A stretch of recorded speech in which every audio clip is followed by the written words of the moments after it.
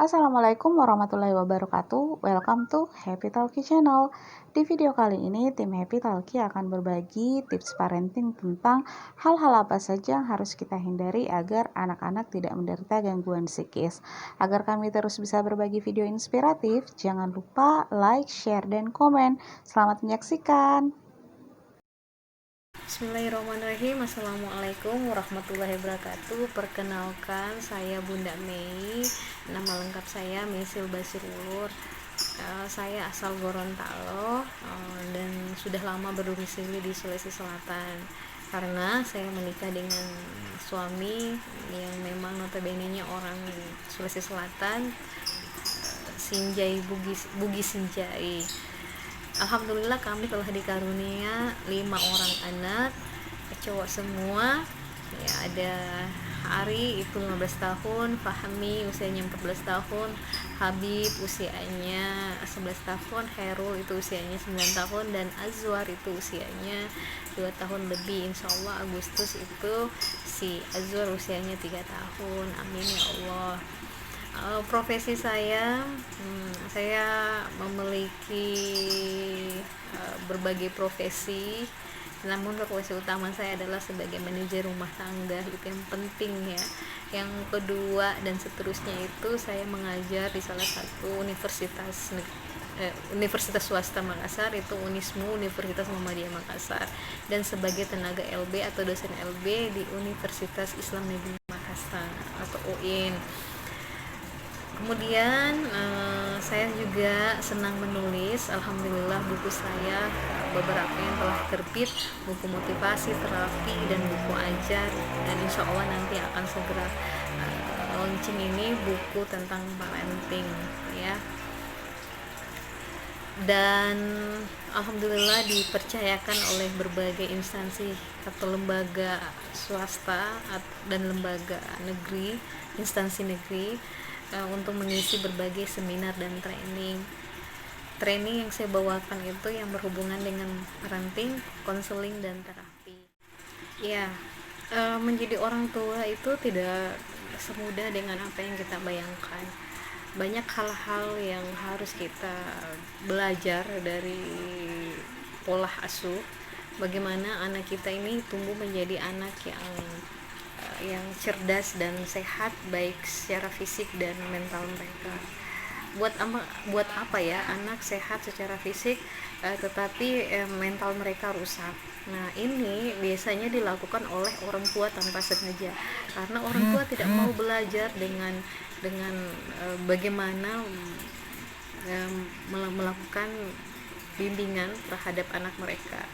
Mereka terpaku dengan pola asuh yang turun-temurun, yang sebenarnya mungkin pada proses pola asuh yang sebelumnya atau yang diikuti oleh orang tuanya itu memiliki kekeliruan. Itu yang tanpa disadari. Kira-kira apa saja yang perlu dihindari gitu ya dalam pengasuhan anak ya. Menjadi seorang tua yang harus kita perhatikan adalah hindari ya. Yang pertama, labeling ya. Labeling ini artinya jangan kita melakukan label terhadap anak, label negatif khususnya ya. Kalau label positif nggak masalah ya, tapi kalau ini label negatif ini sangat parah ketika anak tumbuh menjadi anak yang remaja atau anak dewasa nanti, karena label itu akan tersimpan di memori jangka panjang mereka. Apalagi label itu sering kita lakukan ucapkan pada usia-usia anak, pada pertumbuhan dan perkembangan, pada masa-masa golden age atau masa-masa keemasan mereka. Yang pertama adalah labeling, yaitu kata-kata kamu anak nakal, kamu anak malas ya, kamu anak tak berguna, dan sebagainya. Ini akan meluka batin mereka ya, tanpa sengaja. Mungkin kita lihat anak-anak itu mudah memaafkan, tapi ingat ketika mereka besar, kata-kata itu akan tersimpan dengan aktif di memori mereka. Yang kedua, memarahi, membentak mereka gitu Ibu coba bayangkan, bapak bayangkan ketika kita dengan suara atau nada yang tinggi kemudian kita membentak, menghardik, mencela mereka. Lihat wajah mereka, mereka pasti ternganga, kaget dengan apa yang kita lakukan. Ya, ada rasa takut kepada mereka, terhadap mereka. Saya sarankan ya, ketika ibu telah menghardik, mencela anak, usahakan ya meminta maaf. Jangan sampai anak kita, saking mereka takut, mereka pergi ke kamar dan mereka tidur dalam keadaan menyimpan emosi negatif, yaitu dengan rasa takut, dengan rasa yang bersalah gitu, karena kata-kata yang diucapkan oleh orang tua dengan membentak ya mereka, menghardik mereka. Dalam ilmu psikologi atau neuropsikologi ya, memarahi anak, kayak membentak anak itu bisa merusak sel-sel saraf mereka yang lagi berkembang gitu, yang tadinya mau saling sambung menyambung ya antara satu sel dengan sel yang lain ya, ibarat itu kabel mau saling terkoneksi, dengan bentakan, dengan hardikan kita itu langsung rusak ya. Jangan sampai kita merusak sel-sel saraf anak kita, akhirnya anak tumbuh menjadi anak yang tulalit. Nah, akhirnya ujung-ujungnya anak lagi yang dimarahi ketika mereka gitu aja nggak bisa, yang gitu-gitu aja nggak bisa kamu kerjain soalnya, dasar anak bodoh dan sebagainya. Padahal yang membunuh sel-sel saraf yang tadinya perkembangan saraf mereka yang bisa mengoptimalkan kecerdasan mereka itu dibunuh sendiri, dirusaki oleh orang tua yang tanpa disadari ya. Sel saraf anak-anak itu ya, pada diri manusia itu ada triliunan ya. Ketika satu bentakan itu bisa merusak sampai ratusan atau miliaran sel saraf ya, tergantung seperti apa ibu membentak gitu ya. Sebanyak itu pula sel saraf yang ibu rusak pada sel saraf pada anak-anak ibu atau anak-anak kita. Yang ketiga, tidak konsisten ya. Ini yang sering dilakukan oleh orang tua, suka memberikan hukuman anak ya. Nah, biasa hukuman itu tidak konsisten, berbeda-beda. Kadang-kadang kesalahan kecil hukumannya besar, ketika melakukan kesalahan besar hukumannya kecil ya. Orang tuanya memberikan hukuman itu sesuai moodnya. Nah, saya sarankan ketika memberikan hukuman, ibu pikirkan dulu, musyawarahkan dengan suami ya, ini hukuman ketika melakukan kesalahan besar, ini hukumannya ketika melakukan kesalahan kecil, ini hukumannya. Nah, kalau saya pribadi ya, untuk anak-anak saya, kesalahan yang amat besar bagi saya itu ada 3. Yang pertama berbohong atau berdusta, yang kedua meninggalkan sholat ya, yang kedua berbohong, berdusta, yang ketiga mengambil barang milik orang itu tidak tanya-tanya. Nah, ketika saya tahu itu, saya sangat marah besar sama anak-anak. Bahkan ketika anak yang sudah usianya besar, yang sudah bisa diberikan hukuman, saya akan memberikan hukuman yang berat. Nah, menjadi orang tua memang kita harus konsisten ketika mengambil suatu keputusan dan memberikan hukuman sama anak-anak, agar anak-anak itu mereka mendapat pelajaran. Wah, ini kalau ibu ngomong, ayah yang ngomong ini betul-betul ndak hanya sekedar mengancam gitu ya. Nah, yang keempat apa? Mengancam ya.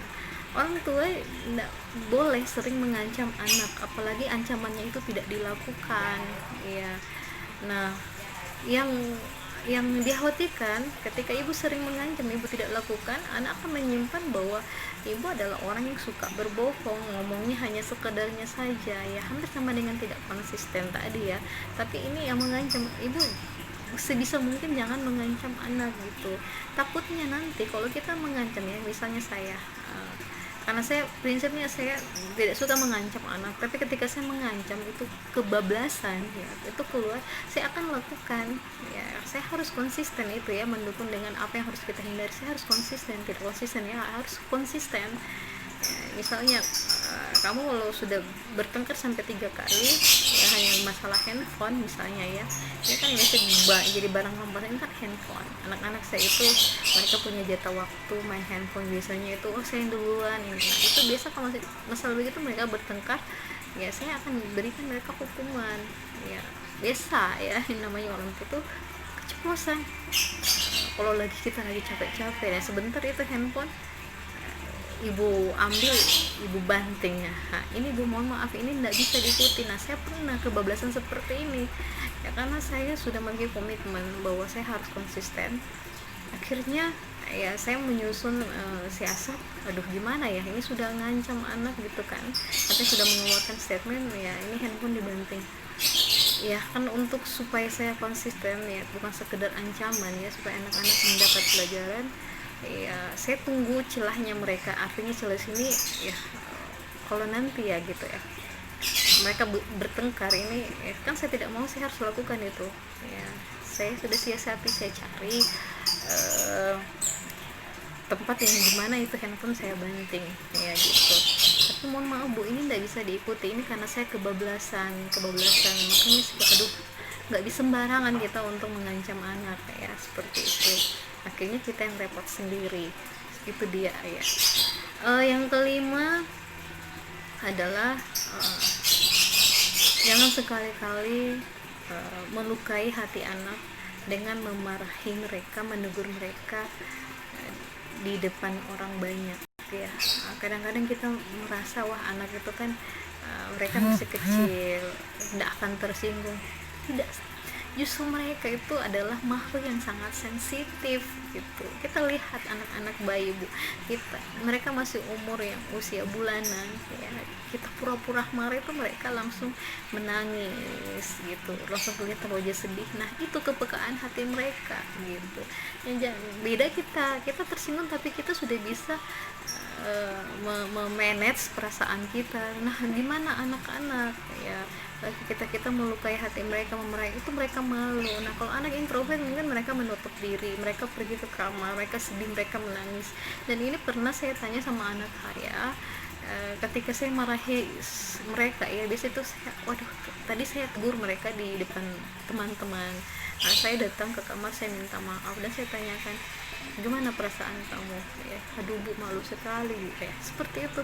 Saya belajar, jadi ketika saya minta maaf kemudian saya berjanji pada diri saya berusaha tidak melakukan itu ya, namanya kita orang tua, kadang-kadang kita sering lupa ya. Tapi ingat, jangan sampai membuat anak itu tetap terluka, itu saja. Usahakan ketika kita melakukan kesalahan, namanya kita manusia, dengan legowo kita untuk meminta maaf dengan apa yang kita lakukan. Oke, itu yang harus dihindari. Sebenarnya banyak, tapi saya hanya menjelaskan 5 poin saja dulu. Terima kasih untuk yang sesi ini, dan kita lanjutkan pada materi yang selanjutnya, apa saja yang perlu dilakukan oleh orang tua.